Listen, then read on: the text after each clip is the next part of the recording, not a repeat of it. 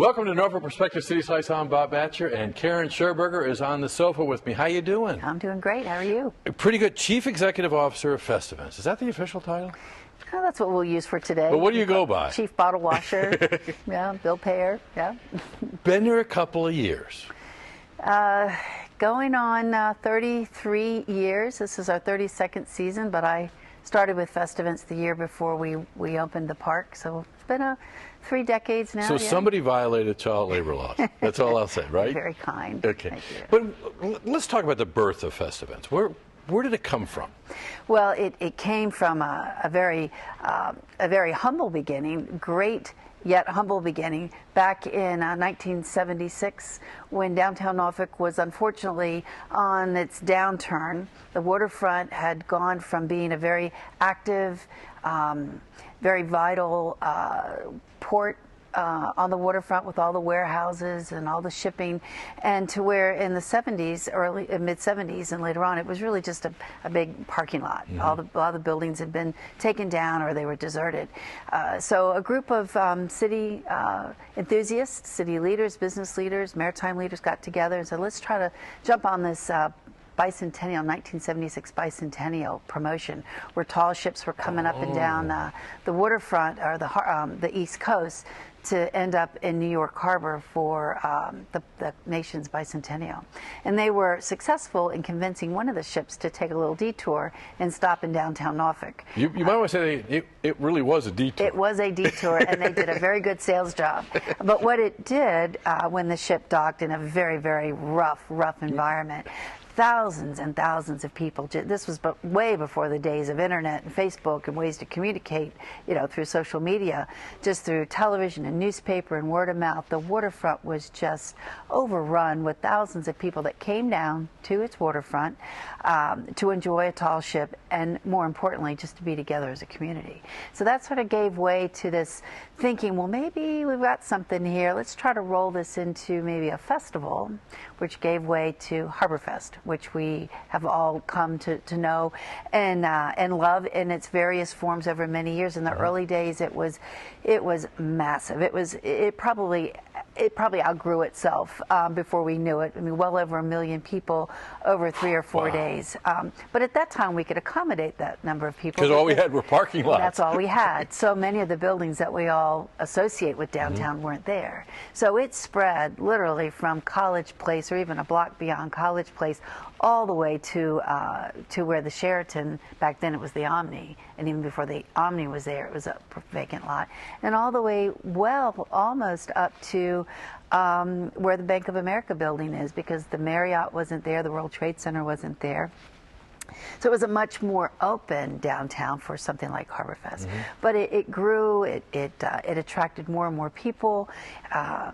We involved more members of the community, more members of the private sector, our business partners. And what that did was gave way to really a wonderful fluke or chance of luck on our part, where Jim Rouse and his wife, Patty Rixey, who's from our area, came to Norfolk to visit with then Mayor, our council member, Mason Andrews, and his wife. And he was the developer at that time of Faneuil Hall in Boston and the Inner Harbor in Baltimore. And he was immediately struck with what he saw as the potential for our waterfront. And that's what opened the doors for the waterside. Okay, now you've left one side out. Because while this was all happening and things were really positive, there were still some people saying, right.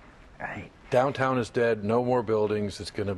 That's right. And that's exactly the kind of thing that Mason Andrews had to hear, right? He needed to hear it, that's right. Just give him the challenge, as well as Vince Thomas, and there was a whole group of city leaders that were inspired by what they'd seen in these other cities that had gone, larger cities than Norfolk, but were going through a lot of the same urban issues. People leaving downtown, businesses, shops, restaurants, even people moving out of the city as a place to live, and they saw this as a great opportunity to partner with a true visionary. And it truly was a vision, because it was. What was the weekend after Harborfest like downtown? It just continued. The momentum just continued, and that's why we've enjoyed 33 years of great events downtown. A lot of cities, unfortunately, followed the model. I'm not going to mention them, but some of them are our neighbors. and They have to watch this show on the internet, so it's cool. but it takes such a strong partnership between the private sector and the city and community leaders to make something like our waterfront, to make something like Fest Events and Town Point Park work. And we have got such a wonderful formula for success in our city. And even though there have been changes and dips and turns on the waterfront with Waterside and maybe some other projects, when it comes to an opportunity for our visitors and our residents to come together in celebration, it works every time. Now, when did you move to a season then? Well, we started that first year when Waterside opened up in June Okay. of '82. Or '83, I'm sorry. We opened the doors for Fest Events in '82, but when the park and Waterside opened up in '83, we kicked right in, and it was. So that's when the vision became alive. We were a 12-month outdoor operation. We were the first to have the ice rink downtown. I will say that. We did that for Okay. several years. We had New Year's Eve events. We had Mardi Gras parties under big tents. And I mean, we literally went 12 months out of the year. Now, okay, there were things that happened, and they happened for a certain time period, and then they kind of went away. So it hasn't just been, okay, here's our calendar, and we're going to stick to it. Right, right. It's evolved as the community's evolved? It's evolved as the community's interests have evolved. There was a time where every weekend seemed to be a foot race and a bike race and even bed races. It was like this explosion of outdoor recreation. So we followed that trend. Then there came a point where those races and activities moved to other parts of the city. Well, now it's come back downtown. You know, a couple of days ago it was April Fool's, and there was a big event wrapped around that for years too. There was the Doodah Parade. You still hear about that? We do, and that may be coming back too. But that's one of the great things about a program like Fest Events. Unlike a lot of cities where they wrap their events around one annual event a year, we're able to take 12 months out of the year in this beautiful waterfront, as well as other great spaces in the city, Ocean View Beach Park, and there are other smaller parks around the city. And as a matter of fact, a couple of the events that have started in downtown, the Big Band Dancing on the Bay series is a good example. We started that downtown the very first year. Big bands, outdoor dancing, huge success with people of all ages, by the way. Big band dancing isn't just reserved for, you know, the older members of our community, which I'm probably one of those now. But back then, it was an instant success downtown. Well, it was so successful, we outgrew the space because you have to have a bit of a hard surface, you know, to be able to dance properly. So we moved it to Ocean View Beach Park, and it has been there. Now, there are probably Awesome. people that never thought it was anywhere but Ocean View, and that's now one of our signature events. And it really is cool to ride your bike Yes. to go dance. To go dance. It's really neat. It is. Okay, you and your team have a reputation of taking any kind of idea and making magic out of it. That is a reputation you have, Well, and you've been recognized internationally for it. Well, thank you. So I'm going to put you on the spot like nobody else has. Oh, boy. Was there ever that idea you just couldn't make magic out of? Well, That never saw the light of day, maybe? there's file cabinets full of great ideas, and ideas that we have held on to and incorporate as time goes So on. even a bad idea might find a home someday? Even a bad idea. There are no bad ideas. There are no bad ideas. It's most of the time it's more, do we have the money to do it or the funding to do it? But boy, you really put me on the spot there. I'm sure there have been a couple of them. One most recently, this I new. hope it wasn't my idea. Okay. The new thing now is called video mapping, and I'm sure everybody has seen it now, particularly in large cities and a lot of European cities, where the days of projecting an image onto a wall, we all know what that's like, and that's kind of cool. Lasers are cool. We do laser shows. But it's this new type of video mapping where they take the side of a building, and through technology, video technology today, and laser technology, it looks like your wall cracks open and birds can fly out, or people are. Ooh. It's different dimensions and different. You really feel like you're watching HD TV, but it's on the side of a building. So we were so jazzed to do that last year, and we got started on it. We got all the players in, folks from Baltimore. We had the buildings together. The World Trade Center, beautiful piece. Dominion Tower building, beautiful. It was going to be a Spider-Man going up the side of the building. Only to find out that you really can't do that if people are looking out the windows.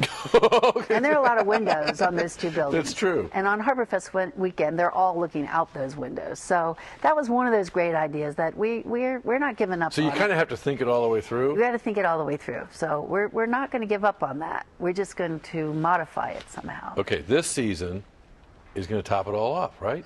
Well, this season will be a great season. Where we are right now is getting ready to roll out this year with some really interesting twists and additions, but where we really will be bringing in some new events and some larger scale events will be 2015-16 with the reopening of Waterside. So we're not going to play all of our cards this year, but we are doing some fun, interesting, exciting things within the calendar. Okay, word on the street is that you've got an awesome brand new website. We do. We hope people will visit us at www.festivents.org. Great new website, much easier to move through, much easier to get information, much easier to buy tickets. We sell our tickets through our own website ticket office. We don't go through any of the others, so it saves people a little bit of extra dollars here and there on service charges. So. And yet still a lot of stuff going on in the park that's free.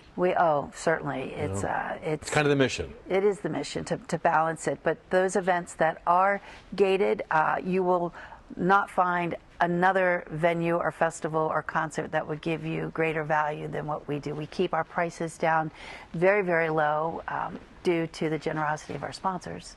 Okay, Certainly. well, we're about ready to close up, but I've got to ask you a couple of real quick questions. Are there going to be tall ships this season? There will be tall ships over HarborFest weekend for sure. A new ship called Lynx, and the Pride of Baltimore will be back for HarborFest. Are there going to be turkey legs? There will be turkey legs, and I so want to announce Patrick Evans Hilton has joined our team. Whoa! He is our culinary advisor, and if there's one huge refocus this year, it's on the food side. You're going to see some great stories and great news come out, and we're going to find a new way and a new twist on those turkey legs. All right, funnel cake? Of course. Okay, good. Well, I got to go now so we can go get ready for the That's festival right. season. Make sure you have your calendar. Karen, thank you for everything that you've done to keep us on track throughout a couple of decades now. It's been a lot of fun. And really be ready for the future. And you got the rack card is out and available? It's out. It's on our website too, so be sure to visit us. Thanks a lot. Thank you. Thanks for joining us.